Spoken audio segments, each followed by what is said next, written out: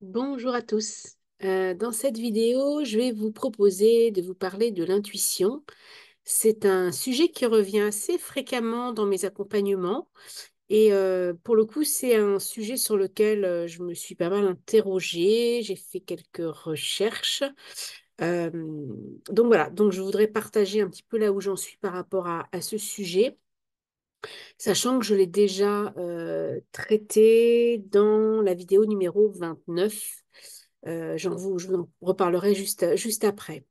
Donc l'idée, ou en tout cas l'intention que j'ai dans cette vidéo, c'est de vous permettre d'identifier comment la reconnaître de manière à pouvoir suivre cette intuition, puisque, c'est ce que je dis toujours et je le redis à nouveau de façon forte, l'intuition, la vraie, ne se trompe jamais. Pour cette vidéo, je me suis en partie inspirée d'un article que j'ai trouvé sur Internet d'Aline Delille. Donc voilà, je voulais en profiter pour la remercier parce que j'ai trouvé son article inspirant. Et comme j'aime bien partager avec vous, ben voilà, c'est l'occasion pour moi de partager là où j'en suis de mes réflexions justement sur cette question de l'intuition. Alors, euh, première chose importante, on va déjà voir, je vais faire un exposé en 3 points. Les deux premiers points, en fait, vont nous permettre, finalement, par contraste, de voir surtout ce que n'est pas l'intuition. Et puis le troisième point nous permettra plutôt de caractériser ce qu'est l'intuition. Donc, pour voilà, préciser les choses. Et je mets même mes notes à côté. Euh, donc, premier point important, donc identifier une vraie intuition. Je vais peut-être baisser un petit peu, voilà, pour que ce soit un peu plus clair. Premier point qu'on va regarder, c'est que l'intuition, ce n'est pas un désir, expression d'un désir. Ensuite, nous verrons que l'intuition, c'est différent de ce qu'on appelle une projection.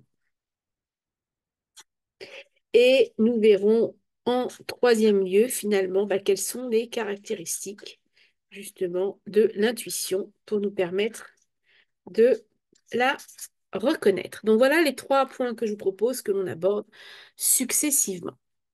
Alors, premier point, comme je vous disais, hop, et je remonte un peu ma caméra, c'est que l'intuition n'est pas le reflet d'un désir. Par exemple, si je me dis, j'ai postulé pour un emploi et j'ai l'intuition que je vais être retenue à ce poste, l'entretien s'est super bien passé, je pense que ce poste est fait pour moi, c'est un désir.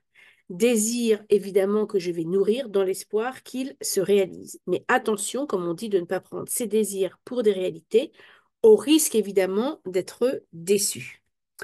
Alors, qu'est-ce qui fait que parfois on peut confondre désir et intuition? C'est parce que ces deux choses se ressemblent en fait. Parce que tous les deux, le désir et l'intuition, sont souvent accompagnés d'un sentiment agréable, d'une sensation que les choses sont justes, un petit peu comme une sorte d'évidence, hein. Pourtant, le désir, et c'est la différence qu'on peut faire entre désir et intuition, le désir est souvent lié à un besoin d'affection. En fait, on est plutôt auto-centré, hein, on a un focus sur soi et on est sensible à l'image qu'on renvoie, hein. En fait, quand on a un désir, peut-être on pourrait dire il y a quelque chose un peu d'égocentré, hein, on est centré sur soi. Et puis, on pourrait rajouter aussi le fait que quand on éprouve du désir, en fait, on peut être dans une position plutôt passive, hein, en attendant finalement qu'il se réalise comme par magie, hein. Un peu comme si les dés étaient jetés, et voilà. Et après, on est dans une forme peut-être de pensée un peu magique qui est ah ben voilà, j'ai très très envie, si je reprends mon exemple, d'avoir ce poste, et voilà, j'attends passivement que les choses se passent. Alors effectivement, dans l'exemple que je prends, je ne peux pas forcément agir puisque peut-être les dés sont jetés, mais dans d'autres situations, ça peut être, voilà, j'attends et finalement, je ne me mets pas en mouvement ou en route pour essayer que les choses adviennent. Euh, à contrario, l'intuition, elle nous donne envie d'agir et en général, elle nous donne aussi les clés du comment faire, hein, comment s'y prendre. Euh, et puis, même si elle est à l'origine de sentiments agréables, elle va s'accompagner souvent d'un sentiment de détachement. Alors, qu'est-ce qu'on entend par détachement? On parle parfois de lâcher prise, mais c'est cette idée que, bien sûr qu'on serait contente, là en l'occurrence, si je reprends mon exemple, d'avoir ce poste, bien sûr, hein, pour autant, euh, on ne se sent pas attaché ou suspendu à sa réalisation impérative. C'est-à-dire que si finalement je n'ai pas ce poste, je ne serai pas déçue ou triste ou en colère. Vous voyez. C'est vraiment, voilà, la nuance, alors elle est subtile, hein, mais c'est à la fois j'y tiens et voilà, et en même temps, si, voilà, si ça n'arrivait pas, je n'aurais pas forcément de sentiment désagréable. C'est-à-dire que, voilà, une sorte de détachement. Donc ça, c'est important, voilà, de bien percevoir la nuance. Le deuxième point, qui est à nouveau pour montrer un élément de contraste, c'est que l'intuition, ça n'est pas la projection. Alors, je l'ai déjà développé hein, dans une vidéo précédente, je vous le disais, la vidéo numéro 29. Donc, si vous avez envie de vous y reporter, bien évidemment, allez-y. Ce que je repréciserai peut-être simplement, c'est donc que la projection, c'est le fait d'attribuer à l'autre des intentions ou des sentiments qui m'appartiennent, en fait. Hein. Par exemple, j'ai l'intuition que mon employeur va mettre fin à ma période d'essai, par exemple. Euh, je peux penser que c'est de l'intuition, alors que ça peut être une projection qui va m'amener à me désinvestir peut-être, qui va faire que mon employeur va être mécontent, va s'interroger sur justement l'opportunité de me garder, ce qu'on appellerait une sorte de prophétie autoréalisante, c'est-à-dire j'ai tellement, voilà, finalement je projette ma peur d'être retenue, peut-être parce que justement j'ai projeté mes craintes, parce que peut-être dans des expériences précédentes, c'est ce qui s'est déjà passé, hein, j'ai déjà été euh, comment dire, recalée, en tout cas, on ne m'a pas gardé à la fin de ma période d'essai. Donc, vous voyez, la différence, c'est que la projection, elle va s'accompagner d'émotions désagréables, hein, la plupart du temps, souvent de la peur, de la colère, ou, on va dire, des émotions apparentées, hein, ça peut être de l'inquiétude, de l'angoisse, de sentiment d'injustice, etc. Alors que, je le répète, l'intuition, elle s'accompagne plutôt d'une sensation de détente ou de contentement, hein, ou des deux.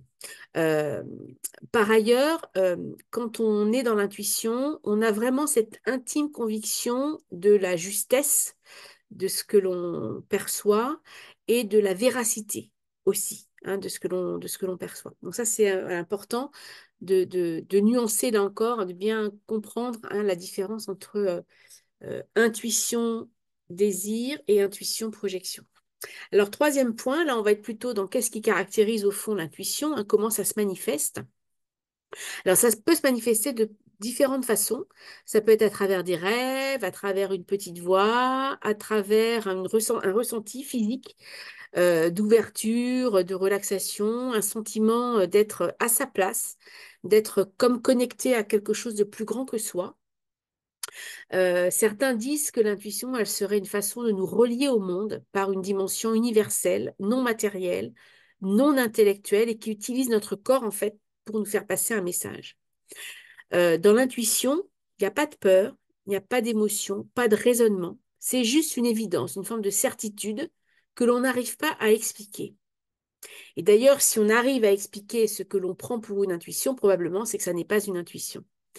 Euh, L'intuition, elle peut s'accompagner de sentiments stimulants comme l'enthousiasme, l'inspiration, ou aussi par un calme, une détente intérieure. Hein. C'est quelque chose voilà, où on va se sentir centré. Une autre manière aussi d'apprendre en fait à se relier à ses intuitions, c'est de repenser à des situations en fait où on pense avoir eu des intuitions que l'on n'aurait pas suivies et où a posteriori on se dit ah si j'avais su j'aurais dû écouter mon intuition pour essayer de se remémorer en fait ce qui s'était passé, qu'est-ce qu'on avait perçu à ce moment-là pour justement se connecter aux signes en fait qui indiquent que l'intuition est en train de se manifester. Hein. Ça peut être intéressant, voilà aussi comme approche. Alors comme je vous le disais, euh, pour que l'intuition se fasse entendre, si je puis dire, ou voir, hein, parce que c'est pas toujours par le sens de l'ouïe, mais ce qui est important, c'est voilà, d'apprendre justement à se centrer pour justement se détacher de ses émotions, de ses projections, voire de ses illusions, et justement favoriser l'émergence de la manifestation, en tout cas, de l'intuition. Alors, une manière de le faire, qui est à la fois facile et difficile, hein, c'est de vivre au présent, d'être attentif en fait à ce que l'on vit dans l'instant. Donc ça peut passer évidemment par la respiration, hein, qui nous permet vraiment de nous relier dans l'instant présent à notre corps. Et puis, il y a aussi tout un tas d'activités qui requièrent de la concentration et qui, je trouve, peuvent vraiment aider à se centrer. Ça peut être le yoga, la méditation, ça peut être le tricot. Moi, pour ma part, j'aime bien la couture, les puzzles, voilà, des activités voilà, qui me demandent d'être vraiment très focalisée en fait sur ce que je suis en train de faire, qui demandent une attention, une concentration aiguë. Euh, alors parfois la cuisine aussi, ça peut aider. Maintenant, on peut aussi faire la cuisine en pensant à autre chose et en n'étant pas forcément dans l'instant présent. Mais en tout cas, voilà, toutes ces activités qui nous demandent vraiment d'être focalisés et d'avoir une concentration aiguë. Donc après, voilà, à chacun de trouver l'activité qui lui sied le mieux et qui peut permettre justement, comme je vous disais, de se centrer et donc de permettre à l'intuition d'émerger. Donc pour conclure cette vidéo, je vous dirais que les intuitions, ce sont au fond des fulgurances. Ce sont vraiment des alliés précieux dans la mesure où ils vont nous aider à décider. Et puis, comme je vous le disais tout à l'heure, une intuition ne se trompe jamais, donc c'est important de leur faire confiance, même si c'est pas toujours facile, parce que parfois le mental, l'ego, prend le dessus et vient nous dire il faut pas, c'est pas bien, ou demande des explications, explications qu'on ne peut pas fournir si on est vraiment dans l'intuition vraie, hein. Donc voilà ce que je souhaitais partager avec vous sur cette question de l'intuition qui vient, je pense, compléter hein, ce que j'avais déjà proposé dans la vidéo numéro 29. Si cette vidéo vous a plu, n'hésitez pas à aller regarder d'autres vidéos sur ma chaîne. Merci également si vous avez apprécié de liker, de partager et de vous abonner à ma chaîne si ça n'a déjà été fait. Et puis, vous pouvez évidemment aussi me trouver sur les réseaux sociaux que sont LinkedIn, Facebook et Instagram. Vous pouvez me trouver également sur Internet. J'ai un site Internet sur lequel je poste des articles et vous y verrez mes différentes activités destinées aux entreprises ainsi qu'aux particuliers. Merci à vous tous et à très bientôt. Au revoir.